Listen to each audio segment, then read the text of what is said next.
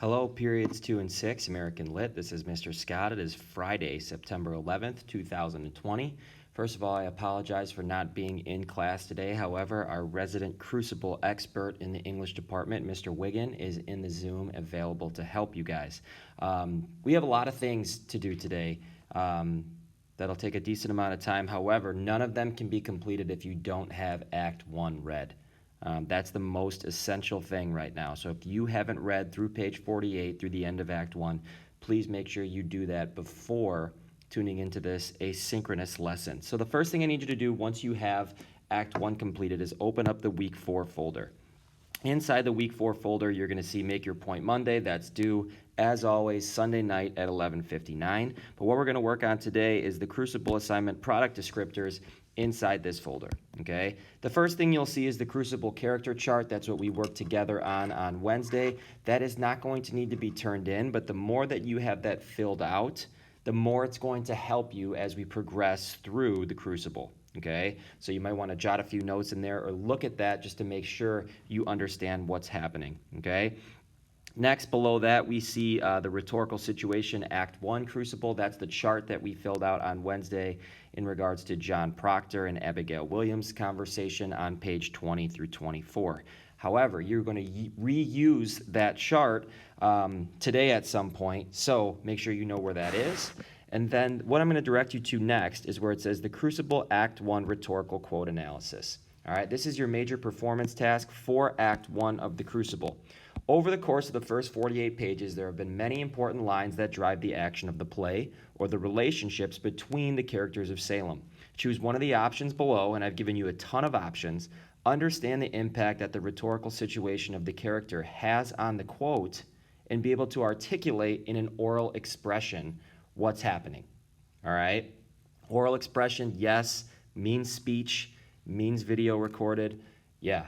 Okay, all those things are true. Okay, in order to make this work, you must know the central plot of the story, which is what I said before. If you haven't read or don't know what's going on, do not start this yet.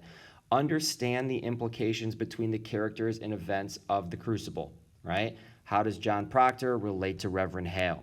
How does Paris relate to Putnam, right? How does Proctor relate to Abigail? Depending on what quote you choose, you're going to need to understand, right, the intertwining of character relationships in Salem, okay?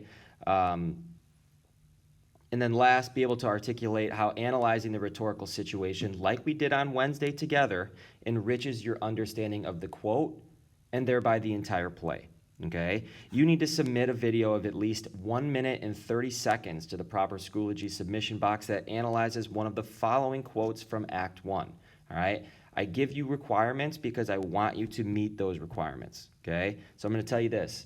If your video is not 1 minute and 30 seconds long at least, you will not get an A. That's a guarantee, okay? A lot of you guys take my word limits for Make Your Point Mondays or, you know, the page limit for the letter that you were supposed to submit to me at the end of the year or the beginning of the year and totally disregard them. In this case, if it's not 130, it's not getting an A, okay? So do what you have to do and get enough information, right, to be able to speak for 1 minute and 30 seconds. Now, my example that I posted for you guys is 2 minutes long, okay? I'm always going to do more, and I'm always going to be willing to do what you guys are doing in class. Remember, you should reference the speaker, the audience, the context, the occasion, the exigence, and the purpose, and outline each element's significance when understanding the quote. It's going to be really hard to do that, all of those, in under 1 minute and 30 seconds. So if you do a complete, satisfactory job, you're going to meet the time requirement without having to worry about it. All right?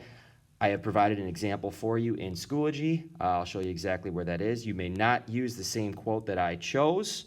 All right? You must, A, recite the quote, tell me who the speaker is, and then explain the rest of the elements of the rhetorical situation with intelligence and knowledge of the play. So the quote that I chose is right here in the middle of the page where it says, I've heard you to be a sensible man, Mr. Hale.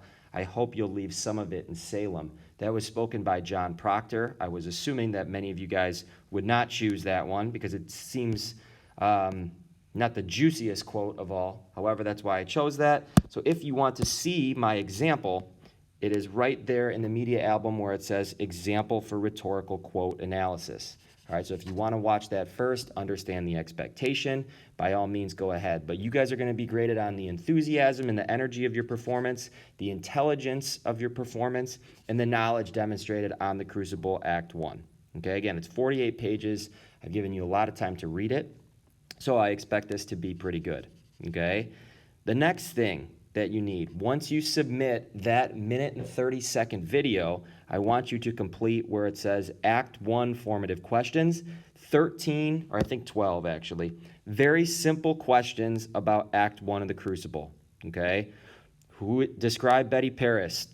Identify and explain what makes Reverend Paris so anxious. If you don't know many of these off the top of your head after reading Act 1, you're probably not comprehending the Crucible at the level we need you to be at, okay? The only thing I need you to disregard here is at the bottom after number 12 when it says, when you are finished recording and writing, submit your voice memo to Schoology and your written response to the questions to Schoology, okay? You don't need to do that right now, okay? So just submit the 12 questions. Where do you submit this stuff when you're all done? Inside the submission box folder, all right? So make your point Monday number 2. Obviously, you know where that is. Act 1 formative questions are the 12 questions, and then turn in your Act 1 rhetorical analysis videos. Here is where you submit your minute and 30-second at least videos, okay? Rhetorical situation, Act 1 Crucible chart, we already turned in on Wednesday, okay?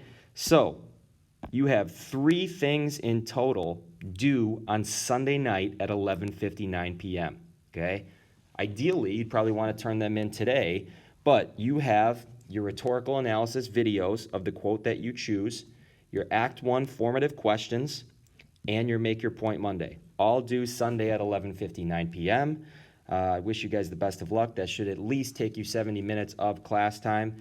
Mr. Wiggin, again, is available in the Zoom for you. He teaches American Lit. He's teaching the Crucible. If you have any questions for him, he would be happy to answer them for you. Alleviate any character confusion, whatever the case is, Mr. Wiggin is here for you, okay? Thanks, guys. Good luck.